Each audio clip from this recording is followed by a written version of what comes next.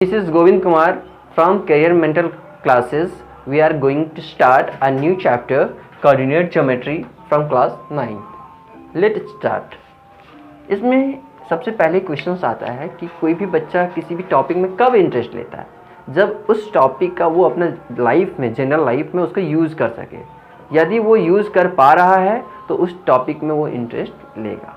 तो इस चैप्टर का हम लोग कहाँ यूज़ करते हैं, तो आप लोग देखे होंगे कि अर्थ पे किसी भी पॉइंट पे यदि एरोप्लेन उड़ रहा है या किसी भी तरह का ये तो डिफेंस सिस्टम वाला लोग या डिफेंस में जो रहते हैं वो ज़्यादा यूज़ करते हैं। उस पॉइंट का लोकेशन फाइंड करना हो तो कहीं ना कहीं मेरे लिए क्या बना हुआ है, इमेजिनरी लाइंस बना है, जिसको हम लोग बोलते हैं लॉन्गिट्यूड और लैटिट्यूड बोलते हैं, लॉन्गिट्यूड और लैटिट्यूड बोलते हैं, सॉरी।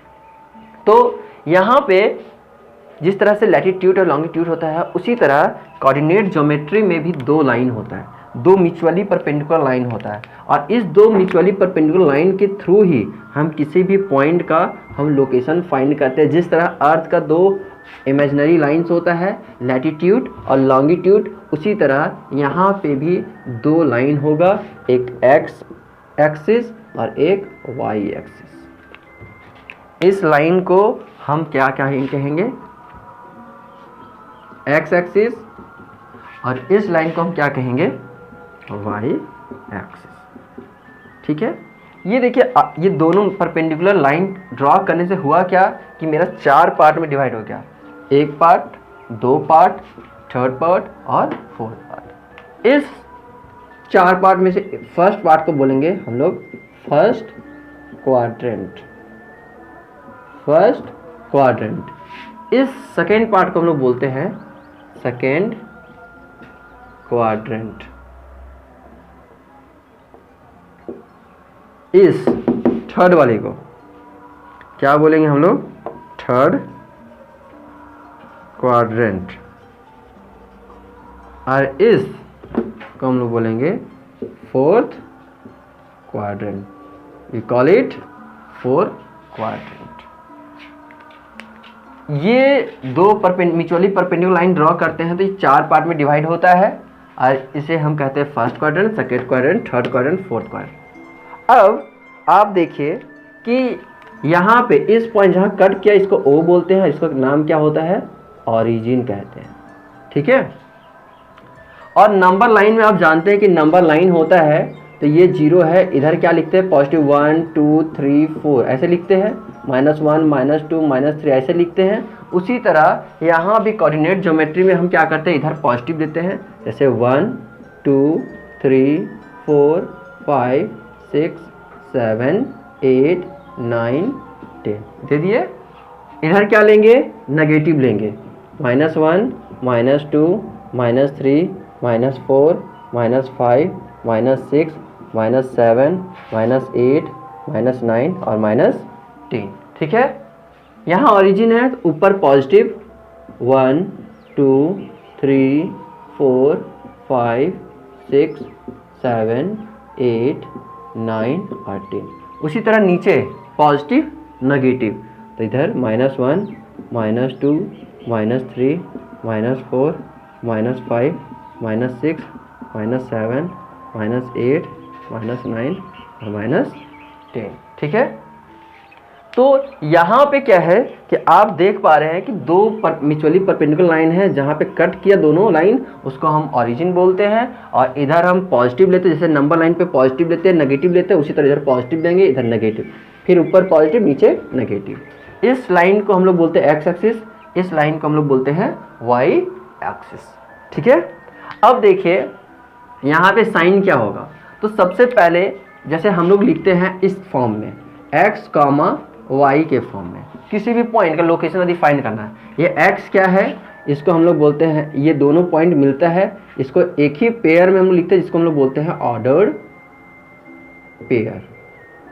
ठीक है, और किसी भी पॉइंट का लोकेशन फाइंड करना है तो उस पॉइंट का हम लोग बोलते हैं कोऑर्डिनेट। क्या है कोऑर्डिनेट, मतलब एक्स और वाई का वैल्यू। तो एक्स को हम लोग बोलते हैं एफ सीसा, और इसको बोलते हैं ऑर्डिनेट, या इसका अदर नेम बोल सकते हो एक्स कोऑर्डिनेट। ठीक है, और ऑर्डिनेट को बोल सकते हो, और दूसरा नाम y को ऑर्डिनेट। ठीक है, तो x, ये x y जो है ऑर्डर पे, ऑर्डर मतलब एक ऑर्डर में होता है, मतलब कि यदि ये 3,4 एक पॉइंट लेते हैं, 3,4 या 4,3, ये दोनों अलग अलग पॉइंट है, क्योंकि ये 3 और 4 है, 3 4 भी यहाँ पे, लेकिन ये ऑर्डर में सेम नहीं है, तो पॉइंट क्या हो जाएगा, अलग अलग हो जाएगा। इस कारण से कहीं ना कहीं हम कह सकते हैं कि यदि हम ऑर्डर को फॉलो नहीं किए तो वो पॉइंट दोनों क्या होगा, अलग अलग होगा। ठीक है, अब आगे चलते हैं। तो यहाँ पे x, y इसका ऑर्डर पेयर, जिसको हम लोग कोऑर्डिनेट बोलते हैं किसी भी पॉइंट का। x को हम लोग एब्सिसा या x कोऑर्डिनेट बोलते हैं, और y को हम लोग ऑर्डिनेट या फिर y कोऑर्डिनेट बोलते हैं। ठीक है, अब देखिए किसी भी पॉइंट का हम चाहते हैं लोकेशन, तो लोकेशन फाइंड करना है, तो लोकेशन मान लेते इस पॉइंट पे है। ठीक है, इस पॉइंट पे, तो इस पॉइंट का कोऑर्डिनेट क्या होगा, तो इस पॉइंट का कोऑर्डिनेट जो होता है वो हम देखते हैं, तो इसको परपेंडिकुलर मिलाइए, आप यहाँ से परपेंडिकुलर मिलाइए। सबसे पहले आपको क्या देखना है, हम बताएं कि x देखना है, तो x को देखते कैसे, x कोऑर्डिनेट को देखते कैसे, एब्सिसा को देखते कैसे, तो एब्सिसा का दूरी जो होता है वो हमेशा y एक्सिस से दिखाता है, y एक्सिस से कितना दूरी पे, तो y एक्सिस से कितना दूरी पे, 1 2 3, तो यहाँ पे हम 3 लिखते हैं। ठीक है, फिर ऑर्डिनेट को हम लोग कैसे देखते हैं, तो ऑर्डिनेट को देखते हैं हम लोग x एक्सिस से, कि x एक्सिस कितने ऊपर है, तो 1 2 3 4 5, तो कॉमा 5 लिखते हैं। तो इस तरह से इस पॉइंट का कोऑर्डिनेट निकल गया। और किसी भी पॉइंट को हम लोग जब लोकेट करते हैं तो उसको हम लोग कैपिटल A या कैपिटल अल्फाबेट से हम लोग उसको डिनोट करते हैं, कुछ भी A B C D, लेकिन हाँ कैपिटल होना चाहिए। ठीक है, अब आगे देखिए, बहुत सारा पॉइंट्स है, जैसे यहाँ पे ओरिजिन, तो ओरिजिन का कोऑर्डिनेट क्या हो जाएगा, मान लेते हैं ओरिजिन का कोऑर्डिनेट, तो ओरिजिन का कोऑर्डिनेट देखने के लिए बताइए x क्या होगा, तो x यहाँ पे तो इधर से भी 0, इधर से भी, तो ये 0, y भी क्या 0, तो ओरिजिन का कोऑर्डिनेट क्या हो जाएगा, 0,0। किसी भी पॉइंट का, मान लेते हैं इस पॉइंट पे,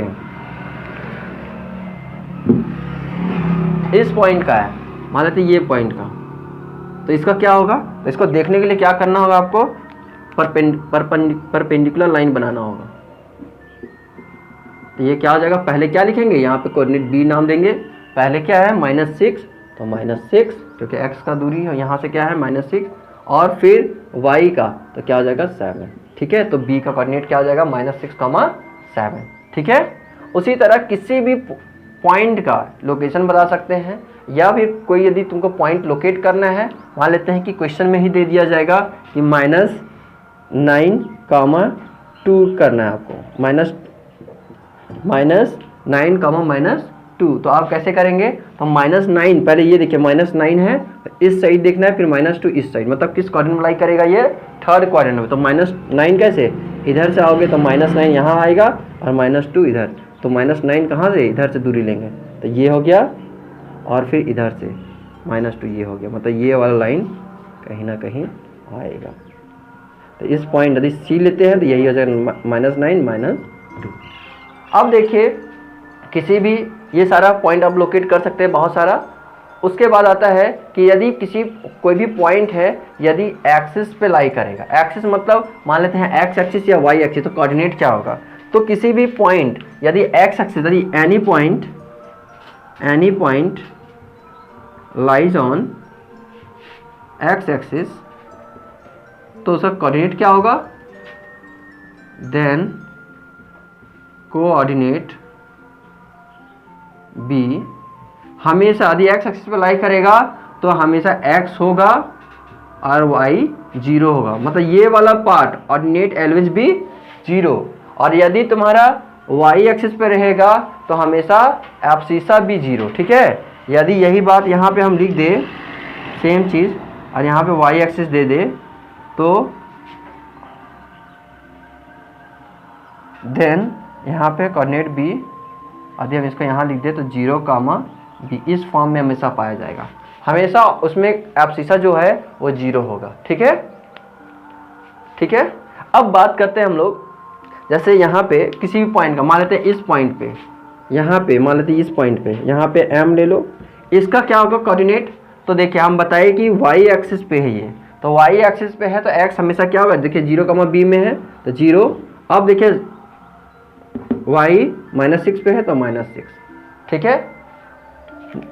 नेक्स्ट पॉइंट देखते हैं, मान लेते हैं ये यहाँ पे है 10 पे, तो 10 पे क्या होगा, तो हम बताएं कि x एक्सिस पे है तो ये किस फॉर्म में होता है, तो एब्सिसा तो होगा लेकिन ये 0 होगा, तो एब्सिसा क्या होगा, देखिए 10 पे है तो 10, ठीक है।